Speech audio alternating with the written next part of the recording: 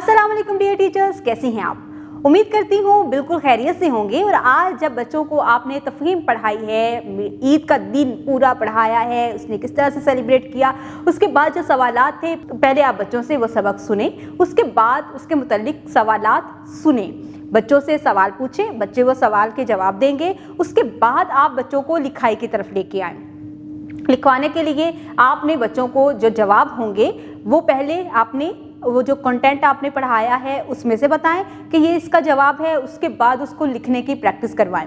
बच्चों से कहें कि वो साफ सुथरे तरीके से लिखें, अल्फाज कम और वाज़िया होने चाहिए ताकि आप मुकम्मल बात भी कर लें और एक पूरी लाइन भी मुकम्मल हो जाए, ताकि अल्फाज कम के साथ भी आप अपना जवाब देने के काबिल हो जाएं।